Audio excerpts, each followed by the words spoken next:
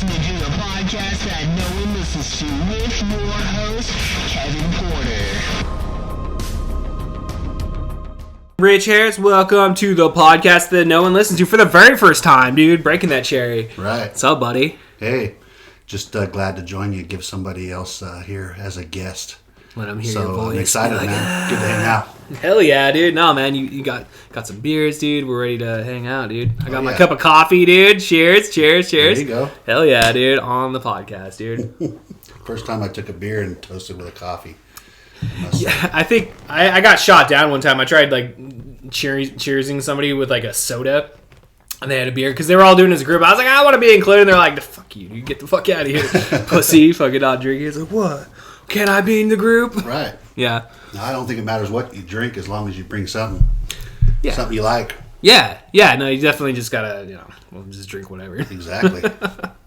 I do miss drinking beers, dude. Beers were always, I always loved the IPAs. I always loved the porters, the stouts. All that shit was delicious. Right. Mm-hmm. Hey, I don't, I give you credit and I give you props give you credit and props for going, taking a break, hiatus, or if it was quitting full on. Good for you, because I've done it before. I've taken the month, or whatever, and I think it's always good because you got to maybe step back and take a look at if it's really what you want to do. Now, I used to drink a lot more than I do now, right? I used to drink all the time, like almost every day. But now I just try to go like on the weekends or something, just to kind of make sure that I'm taking care of myself. But at the same time, it's kind of nice having a drink every day, though. I will say, yeah, but it catch up to you as you get older, of course. So you gotta, pay attention to that. You gotta balance it out. You can party. I want to party. I want to drink, but I can't do it all the time. That's not realistic. I know, because when I first quit drinking, because I think it was like 2017 or 2018 or 2019, somewhere within there, because it's all kind of running together here the last couple of years. Yeah. But when the first time I quit drinking, the only reason I quit drinking was because I was trying to quit smoking, and it took me 2-3 years to quit smoking because there was a lot of on off, like quit for a month, quit for 2 months. I think the longest I went was 6 months, and then I started again. And then I just noticed there was one night, dude, I got fucking pretty lit up, and then I was trying to get my wife to you were vegging that, or what are they called? Yeah, I was craving it. Yeah. And we were driving home. I was trying to get my wife to stop at the AM/PM so I could go there and buy it back, and she wouldn't, dude. I got all pissed. I was like, fuck you, I want to fucking sit. And so in my head, I'm all drunk, dude. I'm like, I'm gonna fucking drive and go get a fucking pack of cigarettes. You were that. So I got home though, and I ended up just passing out, so I didn't go or do anything like that. But I woke up in the morning oh shit, what the fuck was I thinking, dude? Right. I ain't doing that's not smart. But you didn't still have the same craving in the morning? Dude. I mean, I was good. Drinking was always the hardest part. I mean, but I did string it along to when I was quitting. I was able to go significant periods of time without. Get where I could drink and not have to have a cigarette. Right. I got good with it, but it just man. That night I woke up, dude. I was like, I gotta quit drinking. If I'm gonna quit smoking, I gotta quit drinking. So then I just did it. I was like, okay, hand and then in I hand. got 90 days out or whatever. I was like, this is pretty nice. So I went with it for a year and a half, and then I started drinking again. Well, actually, no, I went 2 years, and then I drank for a year and a half, and then I quit again. And this last time I was telling you, man, it was I got a message from the gods one night, dude, and I came in and just I don't know, 5 years, dude. That's what I wanted to lay down, but I miss it though. I do miss drinking beers with friends, dude. Sure, it's always nice. So what do you think's harder, quitting cigarettes or quitting alcohol? I mean, did it take you? I'll definitely quitting cigarettes. Both? So it took you quitting. Booze has never been a thing of mine, man. I've never been I've never been that as a teenager, you drink and everything, but I was always into greener pastures, if you know what I mean. And so I was able to always not have to really. That wasn't my first and I also had my dad as my example. My dad was a hardcore fucking alcoholic, dude. Okay. So I remember one morning waking up when I was 13. I was at his house for the summer, and he was in the laundry room taking a big old pull off a half gallon of fucking Black Velvet. Hiding from your mom or something? Well, my mom and my parents got divorced when I was 5. Okay. So I didn't see my dad for 5 years, and then when I was 10, he just shows up. He's like, "Hey, I got a new wife, and you got a little baby brother." Oh, it's man. Jeez. Fuck you, buddy. That's the kind of shit you see in movies, right? Yeah, that's what it was, man. So we'd see him in the summers and stuff, or we'd see him on Christmas or some shit. Nuts. And it's he was fine, for the first day or two there, but then he would just get smashed, schnockered, and You know, so I had that example. So, like, I always liked drinking, but I was always very cautious of it. Like, kind of like what you were saying, you know, like, you know, only doing it on the weekends. Like, that's normally what I did. Don't let it control your life. I would get smashed on the weekends, but then, like, during the week, dude, I would chill. If I had a beer, it'd be like 1 or 2 beers. And I've always been somebody, if I didn't feel like drinking, I could still have alcohol in my house. Yeah, right. Me too. And I didn't like feel like I was a tractor beamed to it, right? Like out of Star Wars, it wasn't like calling my name. It was like, I'm not drinking today, or I'm not drinking, you know, this week or whatever. And it would sit right there and wait for me. You know, if I wanted, it's Friday, I want to have some drinks. It's like, oh yeah, I got vodka right there, or I got some craft beer or what have you, right? Socializing beer. But if you get to the point, you know, I think, and I'm fortunate that I'm not a quote alcoholic, right? Even though I drank a shit ton of beer my whole life, seriously. No, there's a difference. But if you're sneaking around and shit, that's different. If you start sneaking around or you have to hide it and stuff, then you should be self-conscious that you got a problem. You know? Well, dude, that's bad. Yeah, I mean that's the disease right there. That's when like COVID hit. Like, you know, that like April, that first like couple months there, dude. Like I was like coming home and like, you know, just I should have 3 beers while I sit down and edit, you know, a podcast. Like I don't need 3 beers to edit a podcast. I could do that, you know, with 1 beer, you know, or whatever. But like I was like every night there, I was like, well, those of us that have anxiety too, you will agree. I know that it's like my anxiety was peaking around then, right? Because there was just so much. A lot of my anxiety sometimes is the uncertainty. You know, I like to know what's going on, and I like to, you know, understand what's going on out there. And if you don't know exactly how it affects you, then you start just becoming a little bit self-aware, I guess. That's good. Back off a little. I don't know if you're the same way, but I kind of back off, and like early in the pandemic, we kind of backed off and just kind of stood back and seen what everybody else was doing before we started going out again and stuff. You know, just to be clear on what it was. You know, I believe it was at certain times, dude, when that shit first hit, dude. You're just like, because I'm pretty like, I don't know, I always question everything, you know, and that was like the one time where I'm kind of like what the fuck, like I was just like, you know, obviously it's unprecedented times for everybody, but like it was just it's kind of out of nowhere. It was kind of surreal at first, right? Yeah, it was very surreal. Like again, earlier I said something about it's shit out of movies. Yeah. This is almost like, you know, who writes this stuff and where do we come up with it? And I mean, we had pandemics back years ago. We all got vaccinated when we were kids. Right. I mean, this kind of thing has been around for years, right? I understand. Yeah. But then when you're actually in one and they're comparing it to the Spanish flu and this and that, or the other ones, I can't think of them right off the bat, but then you start thinking, man, we're actually in this right now? This is crazy. And then everything gets limited, places close, toilet paper is not available, you know, and it's like, really, this is nuts. Yeah, and it's kind of like, and it's just, it was really weird, especially with the toilet paper thing, is like, you kind of think like, is this a manufactured thing? Is this is this like real stuff? One of these people that are going and buying all this toilet paper know that I don't know, or are they just stupid? Yeah. And because they have some sort of a fear in their own mind that they need more toilet paper. Right. So I don't know where that comes from exactly, but groupthink, again, I guess. It's just all about observing against the standing back, watching what others are doing. Some things I thought people were stupid as fuck.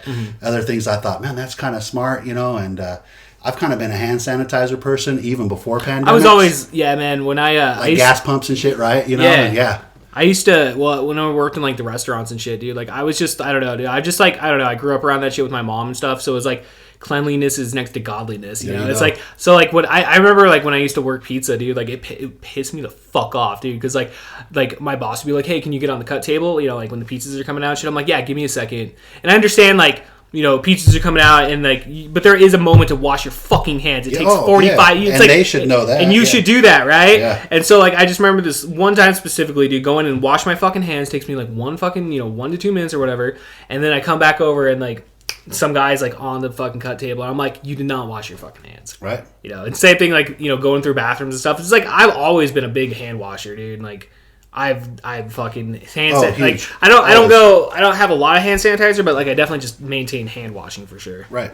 Absolutely. And I always have too, and I think it was the way I was raised. It's just always have clean hands, you know. Clip your fucking fingernails. You know, my grandma, my mom, even both my grandmas probably, you know, you go out of town, make sure you take, you know, you're going to be out 3 nights, so they'll tell you to take 5 sets of underwears and 5 sets of socks, right? Always take extras, you know. And how many times have you ever gone out of town and if you took that advice and it came in handy because you had to stay a little bit longer because something didn't pan out or whatever, exactly, and it's like, damn, grandma was right, you know, just got to have those extra drawers, you know, and so I have a buddy that like every time we go to a show, like when this is like pre-COVID, like because we were going to a lot of shows then, but like we go to concerts and stuff, and like he'd always bring a backpack full of change of clothes. Like it's smart man. Yeah, very smart. Especially undergarments because your jeans and your shirt, your sweatshirt, whatever, But man, if you're gonna be stuck or whatever, you're gonna want to change your drawers and your socks minimum. Yeah, we didn't like we would roll back that same night most of the time, dude, with Seattle like being like right there, dude. Like we could get back in like 2 hours, 2 hours 15 minutes or whatever,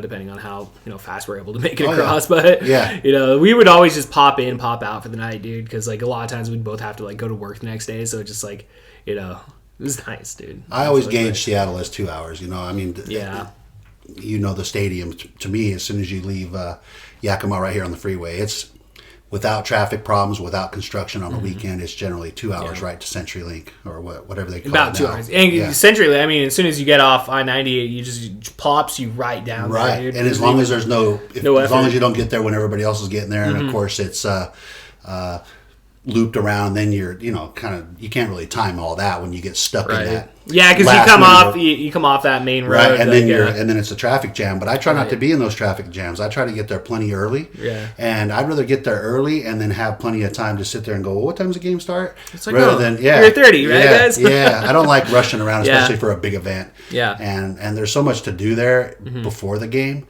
That it's worthwhile to get there before the game, even if you're not tailgating out in the typical tailgate areas. There's bars everywhere, dude. You just go hit up a couple bars. We've done all that, and my wife and I more recently, we've just found that we like that Touchdown City, which is the event center. Oh, yeah. Where's that at? It's basically in the event center or the convention center that's on the south side of the stadium. Okay. So I know what you're talking about. Yeah. Right. I believe it's a spot that's in between the Mariner Stadium and right there. But, right. They have a stage. They have like Mike Holmgren was there when we went to the Jacksonville Jaguars. So you went this year? Yeah. You saw him get inducted then the Ring of Honor. Yeah, exactly. Right? And he raised the 12 flag. That's awesome. So that was a great day. The game itself was a little bit lower paced than what we're used to. We did get a W out of it, which is great. Yeah, Russell wasn't playing. You had Jacksonville. They was a kind of scared us a little bit there dude. Early on and whatnot, just like we have all year. It's been, but our Seahawks, they're a roller coaster, and that's why I love them. I'm a thick and thin fan. I know you are too. It's kind of frustrating when you see lack of seats being filled when we're not doing as well because. Oh really? There's not. Dude. It was the vibe was a little different. Yeah. Wow. It was a little different, and I was a little off. It wasn't about masks or anything because you could choose to wear the mask or not. I guess that's what you're going to do anyway. Yeah, you're outside. And most of the people around us didn't have them on. And we just decided to go ahead and go with that. It's open air. Right. But at the end of the day, the vibe just didn't seem as good. And I was like, what happened to us Seahawks, us Seattle fans in general, right? Aren't we like thick? We're not bandwagon. We're not fair weather fans. Life. We're thick and thin. Life race. We stay there. I mean, we stayed solid with Seahawks when they were losing all those years, right? Yeah, dude. So I don't understand. But you know what? If that's the case, I'm already on the season ticket list. So if other people get discouraged and they want to move on, that just benefits me and my wife because we'll have our tickets sooner. How long you been on the waiting list for? Oh man, I'm on the waiting list for the waiting list. For the waiting list? Oh shit, dude. Yeah, that makes. I know, dude. I got a buddy that like he got. I don't even know how long he was on. I don't know because it was some guy I don't really talk to, but went to high school with, and he just posted up on, "Oh, we got fucking season tickets." He's all like way the fuck up there, which is fine because you can see perfectly anywhere in that place. I guess it just depends on when you started and what type of seats you requested, and then they'll put you in a certain queue, so to speak, right? And then how the availability comes up. Sense. You'll be next in line. Okay. There's 12,000 on the actual Blue Pride list. 12, they got that coin, so it's easy to remember. Right. And then there's no limit on the one to wait for that list. Once there becomes an opening on the 12,000, the main Blue Pride, the actual list that you're waiting for season tickets, then you'll get your opportunity. And you like $100 a seat last I knew. So if you can get up to 4 seats, so let's say you and I and our wives, we wanted to agree or whatever, we could just go ahead and get the 4 seats for season tickets at our opportunity, but we'd have to put $100 down for each one as a deposit. For each game then? The tickets will be whatever we get our chance, whatever the going rate for the tickets are at that time. Okay. That's what we'll pay. But to reserve those spots, you got to put $100 when it's your chance to get on the actual list. Oh, it's not bad. You got to pay $100 per seat. No, not at all. No, it's not bad. Not at all. And then you're on the actual list. So as people give up theirs, boom, you get the opportunity. They call you, hey, we got your season tickets ready. And then you're going to go. It's like a dream come true to hear. Like, how much are season they? tickets for the Seahawks. Yeah, you're going to go, how much are they? Like, here's my credit card. How many friends do I need? How many friends do I need? Oh, yeah, you'll give the money up front. But yeah, and you could sell some of them. I was listening to my buddy, shout out Anthony Hernandez from the. I'm trying to remember the name of this podcast. I can forget the name. But anyway, he was talking about how he went to the San Francisco game here a couple weeks ago, and his buddy had got the tickets, and like apparently because he had agreed to go with him like months before, and then like people were like offering him like $500 for those fucking tickets, dude. Like that and a brand new rifle to quote. Oh, that's different. 100%. It depends on where you're at, the demographic. Mm-hmm. Some of those tickets are golden. I mean, worth gold. And they'll be high priced. Like, our tickets at Seahawks, you might know the 300 section is kind of where I'm usually hanging out. That's the only time I've gone to a Seahawks game. That's where it was. That's kind of I guess that's my class. I don't know, whatever. I feel the same way, dude. Same with Safeco. Like I've always sat at the top, dude. Yeah, the best I got at Safeco is like Terrace Club. And Terrace Club's really nice. But otherwise, I don't get into an elevator or any stairs where there's security guards in front of it, right? I'm usually not that privileged. Yeah, me too, man. I don't have that privilege either, man. Unfortunately. But I'm usually content because I'm there. And I'm in the moment, and I'm enjoying it. So the 300 section is just fine for me. Yeah. But with that said, it's usually about $89, right? So face value on most of those tickets, and the lower. I paid way more. The time I went was like a Monday night game. It was against it was the year we went to the Super Bowl. It was against the fucking Saints. Yeah. Yeah, and I paid like. So you bought somebody else's tickets. Though, I guess, yeah. And I paid like $300 for each ticket. And that person that paid that $89, of course, they got $200 on those tickets that day. So a lot of guys can just pick and choose their games, right? Yeah. And sell them on the resale and basically pay for their season tickets and only go to maybe 4 games out of the 8 games. Right. That makes sense. That's kind of like, that's why I don't really like that model of myself. I want to be a fan that's going to be there every game that I can be at. Right. But no, man, that's not a bad deal. Dude, living across the state, it's nothing against them. I get that. That's awesome. I get it. But at the same time, I look at those guys like, you're kind of in my way as somebody that just wants to be there every game, maybe me and my family. I understand that. And then you're just basically coasting by reselling and using. Like, are you a scalper? Are you a fan? What are you? It's a mixture of both, man. It's being a proud American right there. I guess. Making a buck. It's taking advantage. Like I said, I don't disrespect it. I get it. I understand. I see the angle. But it may not be my angle, and it's because my angle is different in this purpose. Because you're coming at it. You're coming at it as a fan, though, because you want to be there. You want to see fucking Russell Wilson throw that touchdown to DK Metcalf. Yeah, my perspective on it's different than that particular person. Mm-hmm. No, dude. I've often thought about like investing and like looking into being a season ticket holder, but it's like. I don't know. We don't live that close. I mean, it is only a 2-hour drive, so I mean, but like, I don't know. To be a Mariner, like, I'd want to like get Mariners season tickets, dude. I think that'd be dope. Yeah. But man, I just wish like I lived like over on that side to where like I could just get in and get home in like 45 minutes. Oh yeah. That's what I would want. Even if you had to do that traffic jam we talked about, right? I don't even care about that. Yeah, you just get through it, dude. Yeah. Yeah, and I think you'd have to live over there to be a Mariners season ticket. Oh, definitely. If not, you'd be doing exactly what we're talking about. You'd be spending more time online trying to sell your tickets at the games that you can't make it. And you're probably not even going to sell them, dude. Unless they're like you have like really good seats. Like if you're nosebleeds, dude, I mean, there's really, right. Fuck. Right. You're not making your money every single night off. And if you can't make the games, I love a lot of games. It's like 100. I mean, not. I guess it's like what, 60 something then. Like on the half side of them, home games. Yeah. So I think you would have to live in Seattle. My personal perspective would be you'd have to live in Seattle to get Mariners tickets. I've always wanted to live in Seattle. If not, you're going to be working on trying to sell them or just giving them away to friends and stuff. And again, talk about empty seats. I think when you buy season tickets for baseball.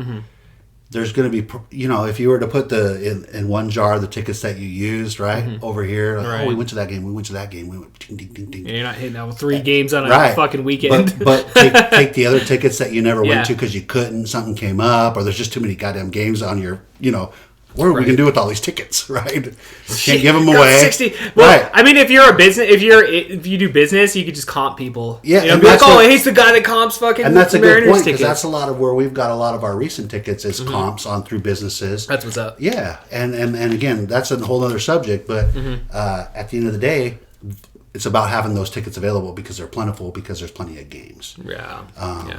And there's benefits, obviously, to the Mariners cheaper for parking because there's more games, right? In Seattle, you get 8 games, home games a year, maybe 9. Yeah, Seahawks, man. I mean, that's like man. I mean, like every year, dude. Every football season, I'm just like amazed of like how fast it goes, because like before it's like September, preseason's here in August, and then all of a sudden it's like, oh, like right now, dude. It's like I was watching before you came over today. I was watching the game. I was watching that Giants Cowboys, and they were talking about the Cowboys, going to the playoffs and whatnot. And I'm like, they're like 3 games left, and I'm like, and this is like the extra game. So like, if this would have been years past, we'd be 2 weeks out to the end of the regular season plus. But now we have the extra game that takes us into January. Yeah, into January. So consistently, it's going to take us into January.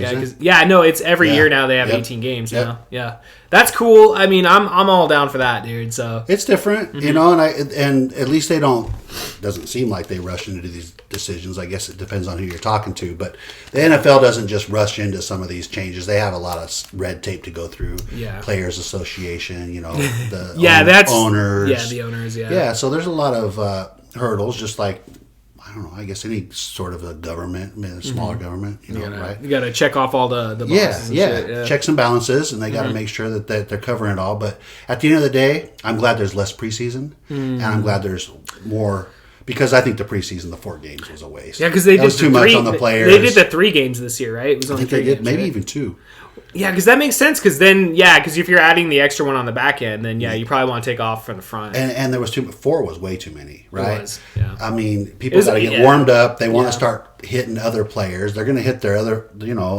I've been to training camp many a times. Oh yeah, I remember you telling me that years back. You just saying you were going up to training camp. Oh, my wife and I go all the time. That's cool. We tried it. We had a tradition to go at least once a year to training camp and to a game. Okay. Now, a lot of that got shaken up with COVID and stuff, obviously. Right. But we still have our tradition. And there's times where we'll step back and be like, we're not going to force it. I hate it when you try to... I'm not the traditional person on certain things where I force it and get out of my comfort zone. Okay.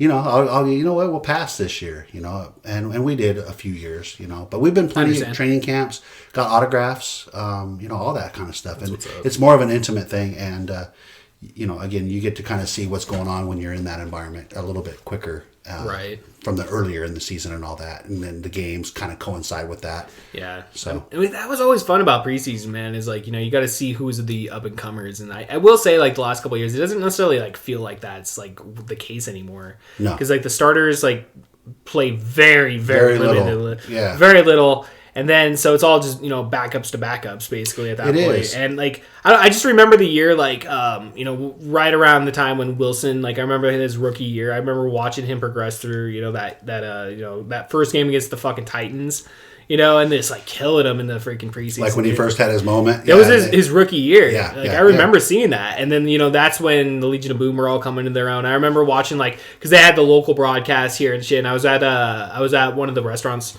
here in town. We were up at the bar, and like I just remember sitting up watching it, and they were like, "Yeah, Legion of Boom," and I remember seeing them coin that fucking phrase, dude. Like, and I'm a big wrestling guy. I mean, and I like comic books too. So Legion of Doom, dude. I mean, like that's. I was like, "Oh, it's perfect. It's perfect." I loved it, great dude. Ring. And then when we went on that tear those next couple years, and it's just like, yeah, man, like you said, seeing them in that training camp, that intimate setting, and I remember. A buddy of mine had posted a picture years ago at this point, but like he had a picture of him and Richard Sherman over at Miners, because they would come through the state, and the Mariners do the same thing. They do a caravan every year. They weren't real big and popular then, right? No, this is way before everything. They were the roots of the Seahawks. What was the dynasty that we thought might? I don't think it's going to be. I wouldn't call it a dynasty. No, like I said, back then it started to appear like we had that the way it was. If we would have won that fucking Super Bowl, it would very well could have like. It would have been a different path altogether. And I'm the type of fan that doesn't veg on that either. I don't veg on it either, but it's because every time somebody on TV goes, "Oh, if you would have just done this or you would have just done that," I don't give a shit about any of that because most of the experts you talk to said that you're going to pass because they're expecting you to run it. But I don't care. It happened. Whatever happened, they called a play. Somebody called the play. It's done. It is what it is. Yeah. It is what it is. I get that. But I love the fact that it could have been different, but I'm not going to sit there and be one of these what if guys. I'm not built that way. That's not how I think. I understand. I'm like, okay, there's always next time. And my wife's really good about that as well. She's always like, you know what? There's always next season. So, she wasn't always a fan, but she's a good fan because she understands and she reminds me, well, she doesn't really have to remind me. I'm the same fan, same type.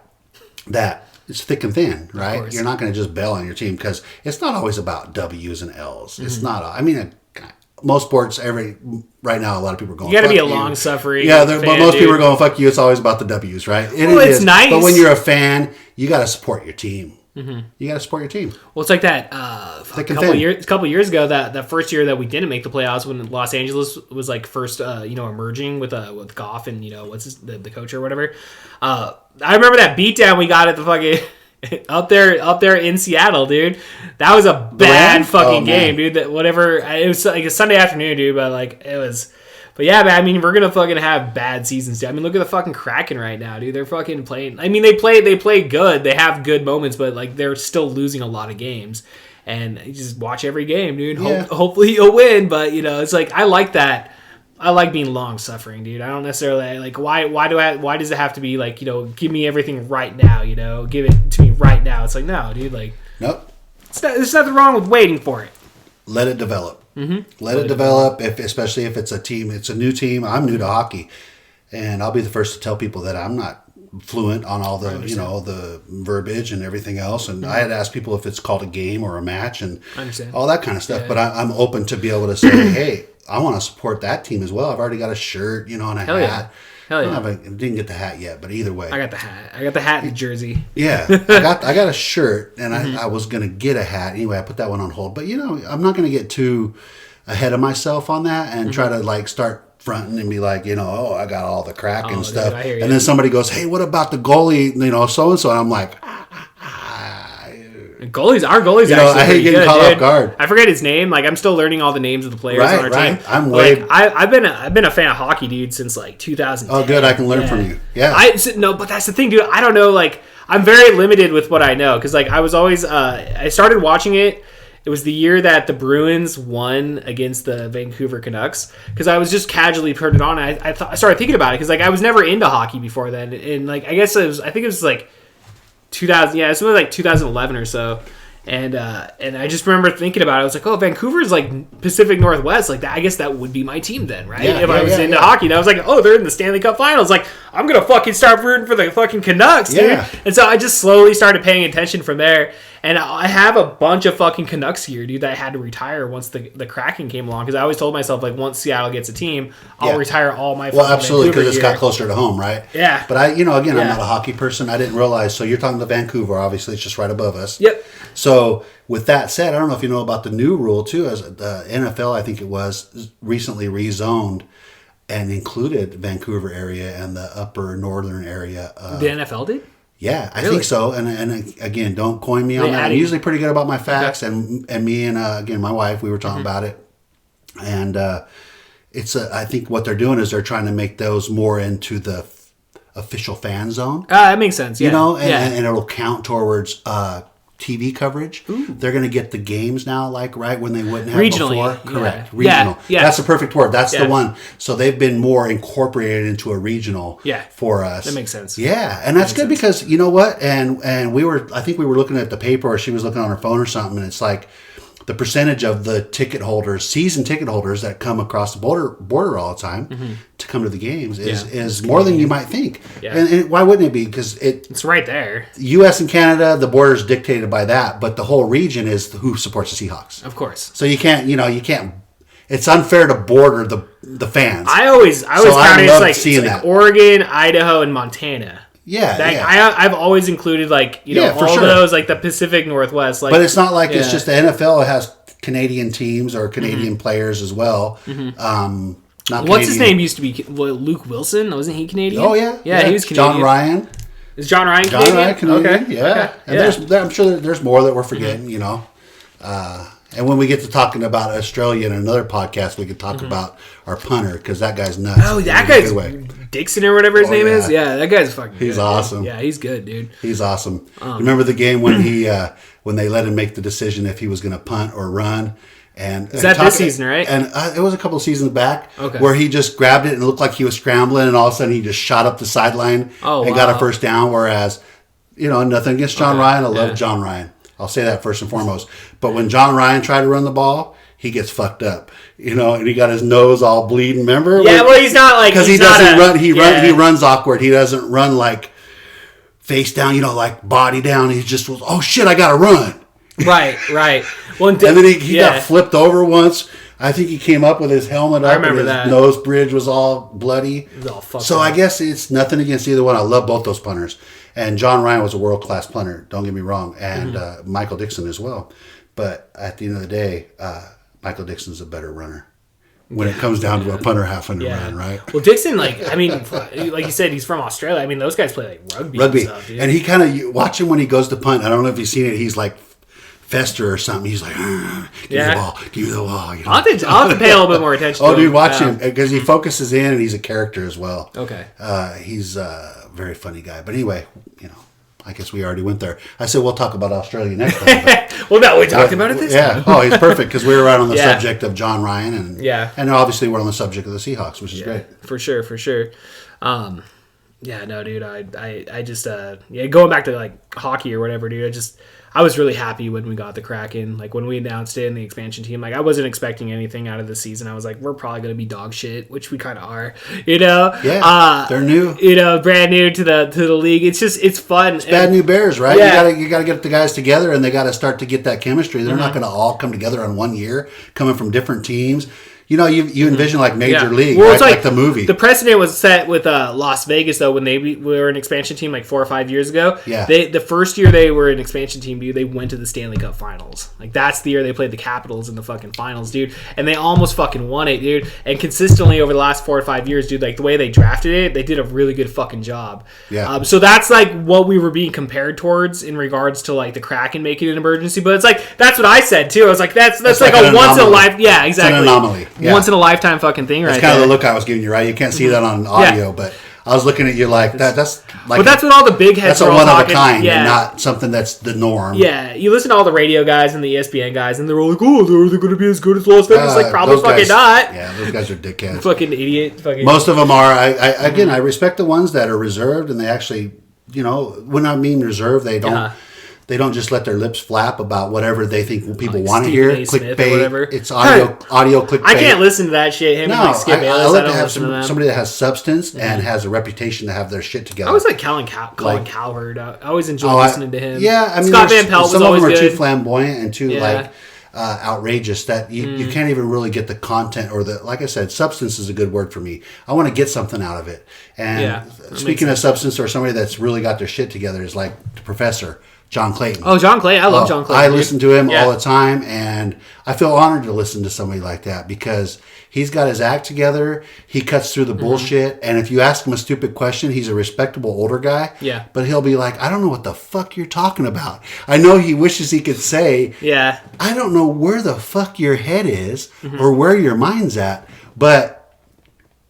did you just wake up, and become a Seahawks fan or a Baltimore fan or whatever the subject is? Yeah. Because people have all this speculation. Have you ever listened to a show? No, I started listening to John Clayton like back when I was delivering pizza and stuff. So that's when I first got introduced to like I'd always listen to like sports radio, but like I really started listening to sports radio when I was like working pizza, and that's when I heard about him on the national level because he was still working nationally for ESPN, and then I realized that he was based out of the Pacific Northwest, and I was like, oh no shit, and then that's like because before they started broadcasting 710 over here like on like they had a specific station dedicated to it. Right. Here in Yakima, you can literally put in 710 AM on your station and still get a fucking shitty signal of it. It's AM. Yeah, it goes a long ways. Yeah, I was able to I started listening to like Brock and Salk and all those dudes a long time ago. And I still listen to all those guys. John Clayton every day, dude. He's still on there every day. He gets the cameos now, but I don't know if it's just again if it's politics, payroll. I don't know any of that, but I've been paying attention for a long time with that particular station. Yeah, and they've limited his time. I think he's only mostly on Saturdays now from like 9. He did the Saturday show, but he always pops in though, like on Salk's. But the Saturdays, if you know Mr. Clayton and you love the Professor, the Saturdays are always the given. Okay, that's where you can always get the Professor, and I think lately it's about 9 to 12. But anyway. I get the podcast on my phone. I can't say that I listen to it every week or anything, and I haven't listened to it in a very long time. But it's I definitely. Yeah, but I guess talk about the stem of this conversation about him and everybody else was, the people call in with stupid questions sometimes and speculation, and you don't call somebody like that. He's a professor, right? you don't try to question the guy that's the guru or somebody. Yeah, dude, he has all the answers. Well, dude. And he even says it's not just in my head. I'm getting older. He's got spreadsheets and all that, right? Mm-hmm. But really, he can come off right off the top of his head, or it seems like with stats and all that. And he's smart. People calling about the Russell Wilson, we should get rid of him and all that. And I don't think. Yeah, the professor thinks like I do. I'm like, do you want to go back to losing again? Yeah, exactly. Like why would you like get rid of Russell Wilson? That's he's stupid. costing a lot of money. Great, but when did we start winning? Yeah. That's a whole other conversation as well. I'm sure we'll have a podcast on that sometime. Yeah. Where we just talk full on Seahawks because I got a lot of subject matter. Oh, I love the Seahawks, dude. Dude. I remember the first year that I first started watching the Seahawks, dude, was 03-04. That was the first fucking year because my buddy, like, he was like, we were just like, we'd drinking buddies on the weekends or whatever, and like in high school and shit, and like he was just like, oh, I'll put the Seahawks on. Like, we just started watching it, dude. And like, I'd always been into sports, but like I gave it up. Like when I was like going in from like middle school, high school, I just kind of stopped watching it. And then I don't know, I was into the Sonics when they came. When they made the finals back in the day against the Bulls. And, like, I remember being so mad at this, like, parapro guy that, like, one of the teacher helpers or whatever. And he was like, oh, go Michael Jordan. I was like, what are you talking about? It's the Seattle Sonics, dude. Right. We're in the NBA Finals. Like, and you're going to root for Michael Jordan? Like, bandwagon motherfucker. It's like those guys that, like, I remember this guy I used to work with. He used to be like, oh, I'm a fan of the Green Bay Packers. And, like, for me, dude, like, I'm not, like, ever going to judge somebody for, like, what teams they root for. Right. But so I figured, like, oh, maybe his dad, like, was like, you from Green Bay. You don't want to dig on that. They have regional, but then, like, I was like, oh, I kind of, poked and prodded a little bit. And I know where you're going with this. And I found out a little bit more. I was like, well, why do you like him? And he's like, oh, well, I like Brett Favre. And I was like, don't get me wrong, like, Brett Favre, like, he was a major guy when we were kids, back in the 90s as a sports star. But then I was just like, but you grew up, and I was like, oh, but do you have family over there? No. I'm born and raised Washington State, baby. What the fuck are you rooting for the Green Bay Packers for then, buddy? And that's what I was waiting for you to say that is, excuse me, I grew up in California, and we had a lot of teams close by, and this is years and years ago. And obviously, I would root for those teams, and I did, and that's the teams that I grew up. But when I moved up here, and going back to when I became a Seahawks fan, I believe it was about 95. I know the Kingdom was still there, and my boss that I was working for at the time said, "You want to go to a game?" Hell and yeah. I was like, hell yeah, like Seahawks, but I think I was a Niners fan at the time, right? Oh, shit, yeah. I had just moved up here for 94, 95, something like that. And I was like, yeah, take me there. And I was amazed. The vibe in the stadium and the way that the fans were, it was just, it was amazing. I always heard it was like... It was amazing. And I crossed over at that time. Yeah. I literally crossed over. And people say, how can you do that? They've always been our rival and this and that. You're just exactly what you said a minute ago. You live in Washington State. Why wouldn't you be a fan? Yeah. And they're, like you said, we said earlier in the podcast. I would root for that team. What did we say earlier? 2 hours. Yeah. That's nothing. Yeah. And when I'm driving over to the games, and you've done it too, you see other fans with their logos on their cars. They're flocking. They don't live in the same city, but they're going to get there. We get there. Dude, that's why I root for UW, dude. It's because like people are like, oh, Cougars. It's like, dude, like we don't even live like relatively close to Pullman. Like Pullman's like a 3.5 hour drive or some shit, dude. It's ridiculous. Yeah. And like UW's like 2.5 hours away, so of course I'm going to root for UW. Yep, and that's one stadium I have yet to go to. I've never gone there, either, dude. Well, maybe that's something we should, dude. I'm totally down to go to a Huskies game. Dude, that stadium looks badass. And they just reinvented it. Yeah, they redid it. They got more parking and stuff, and they got bridges that go across. So yeah. I always drive by it anytime I go through the U District or anything, dude. Because like we stayed in the U District last time. Because like we went and saw Doug Stanhope like right before COVID. Like it was like right when Seattle was like the ground zero for COVID. Like me and my wife were like, well, we still have these tickets. Let's go up there. Yeah. So like we were fine. We were okay. That's some true fans right there, right?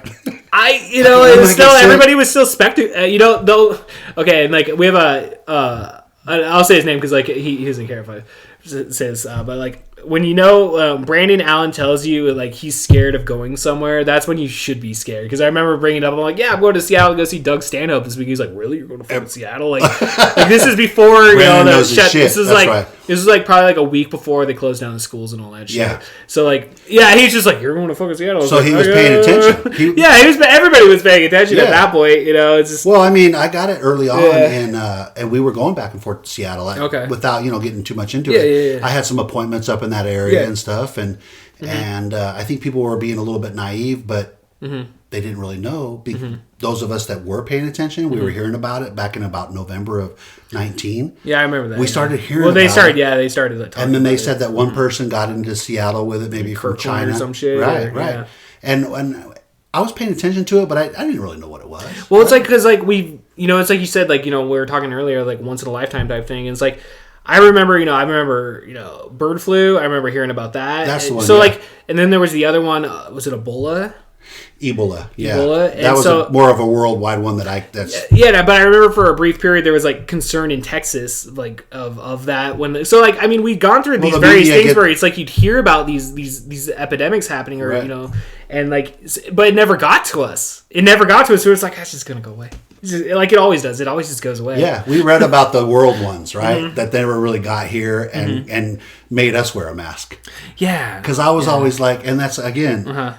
I was always wondering about, again, nothing against anybody or any race or anything, but the Asians, and they always the air quality over there is garbage. And I know, and there's a lot of more to that too. If we'll get into it, and I found out that it's more of a customary thing, and that if they're feeling sick, they'll put on a mask. I agree with that, and because they don't want, because it's their job to, and why are Americans more like this? Our camaraderie and patriotism has gone downhill. I'm sorry, but.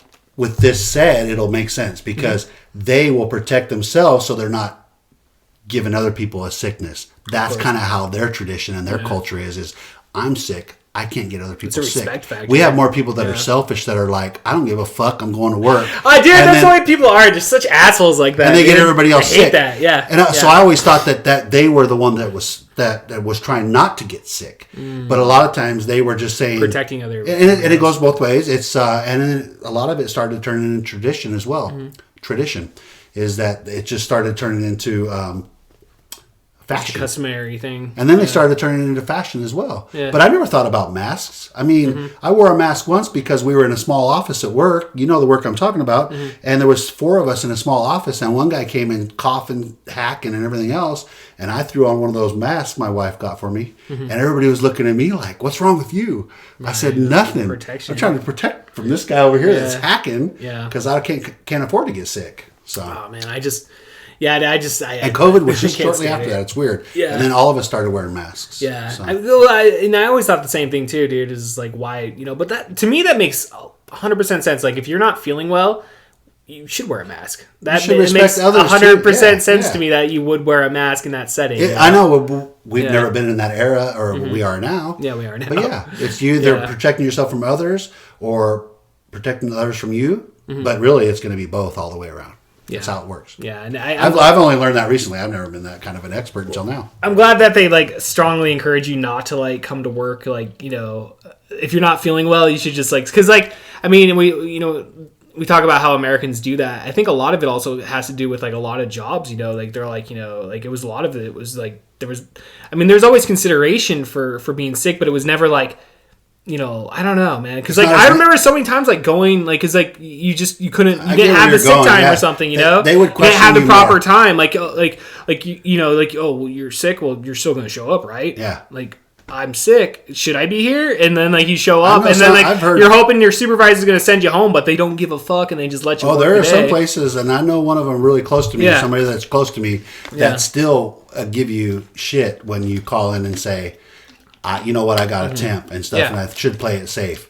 And the person I'm speaking about, their boss was on the other line going, I got another one that's calling in today. Because we all work together. We're all disrespectful rather than saying, take care of yourself because we don't want that to come into the business. Yeah, of course. So it depends on who you are. Yeah, and I guess it's just like you go on the honor system. People are going to always abuse it, so that may contribute to somebody's like questioning of it. But still, at the same time, you should always take somebody at their face value, especially when it comes to sick. It's like better safe than sorry. Yeah, you may be understaffed, but well, fuck it, you're still not going to spread people getting sick possibly. And like I always try to do that. Like if I'm sick, dude, like I was telling you, like I got like once like after staying home for a whole year and then getting thrown back into an environment with so many people, like I felt it like that next day, like, or that night, like I just felt it coming on, and like I was like, nope, and I just like stayed home. Luckily, it was on a fucking Friday, so I was like, I was able to like I had to go into the next week, and stuff, but like It wasn't COVID or anything. It was like, it was straight like flu. It was the fucking flu. You played, like I said, safe for sorry. Yeah. You played the safe. I always do, even before, dude. Like, I didn't even care if I'm going to get written up or something. It's like, I'm not going to go. Yeah. I'm not going to force myself to fucking a piece of paper sick. And you having to sign is a lot different than a life impact. Like, I'll just go to a doctor and get a doctor's note. Like, it's okay. Yeah. But at the end of the day, it's all about making a conscious decision and not worrying about all the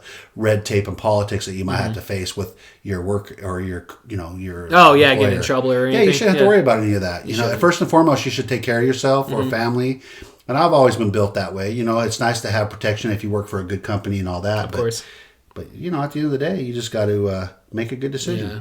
Well, that when it does come to like personal time and stuff, like I always just make sure I'm always like covered like 2 to 3 days. So in case anything does happen, I can fucking just use it. Yeah. I don't fuck around with that. Like, I know some people are like, man, I don't have any time. It's like, because they abuse it, they lose it.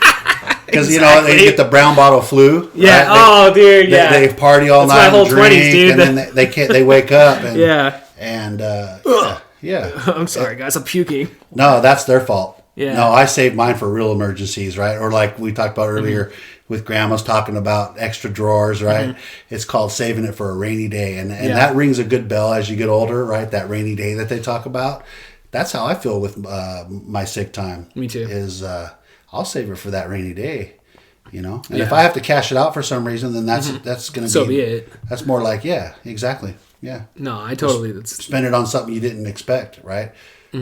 That's a good silver lining of a rainy day. Yeah, dude, I know, dude. It's like you said, those brown mornings, man. Like I can't believe like when I look back on my 20s and like fuck, dude, like fucking partied pretty fucking hard, man. Like, it's like so many of those mornings is like, I'll go out on a Wednesday night and, not get back till like 3-4 in the morning and have to get up at 7. Like, and then, those days, most of the days you pull through and go through with it. But, some days. That's just when you can't get that sleep where you can get that nasty stomach acid out of it. You walk to work and you're going, I just drank all night. And then you're like trying to chug fucking Gatorade, fucking smoking cigarettes, chain smoking cigarettes. Like, yeah, but you can't change that look or the appearance or even the body language. You just smell it on people. Like I said, that I think it's it oozes out of your pores. It's out of your pores and probably the acid in your stomach because it's all alcohol and acid and no food. Right? So and you don't want to eat food because you're not. You fucking feel. That's like when I was drinking, dude. Like I was.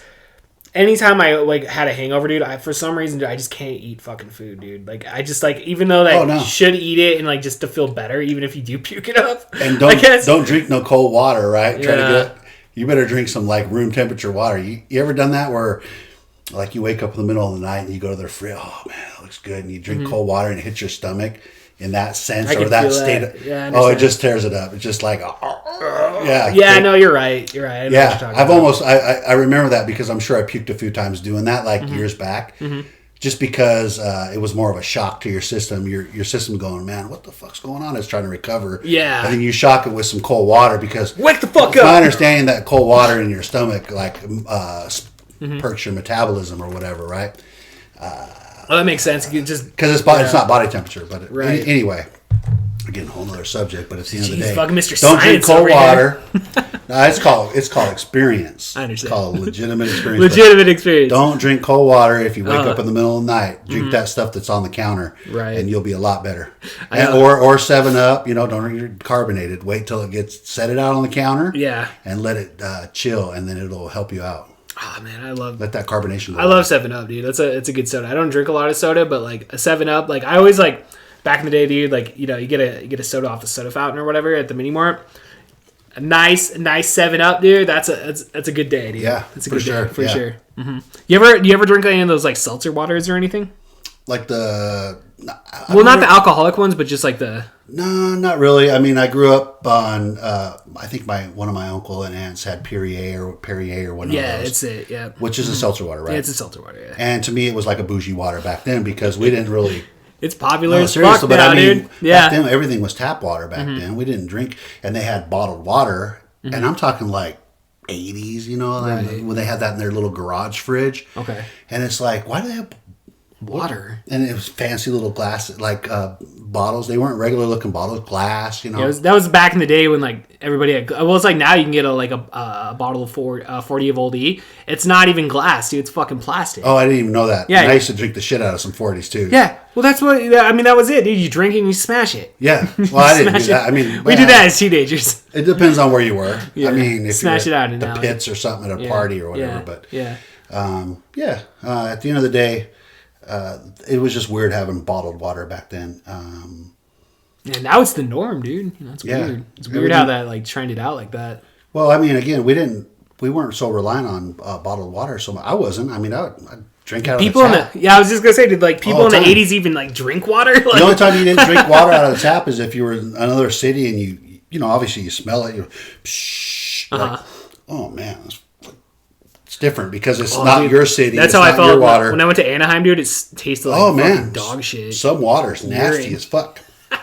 You know, and I guess back in the day, you'd probably be like, we had pretty good water right here. I'm not going to have any water. Yeah. You know? Yeah.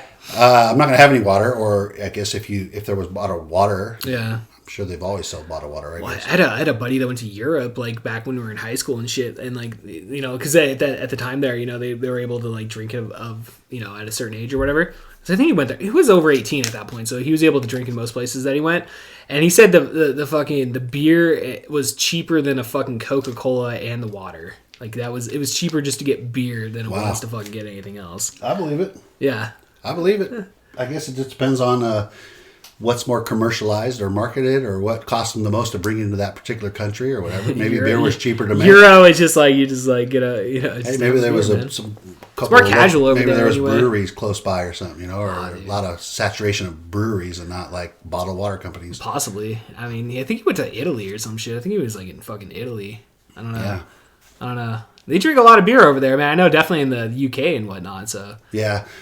Well, speaking of water as well, my wife and I are planning on going to Iceland soon. And, that's what's up, dude. And they talk about don't even fucking mention no bottled water over here. We got glacier water taps everywhere. They said the water there is just, you can get it plentiful and you can fill up your bottle, your jugs or whatever.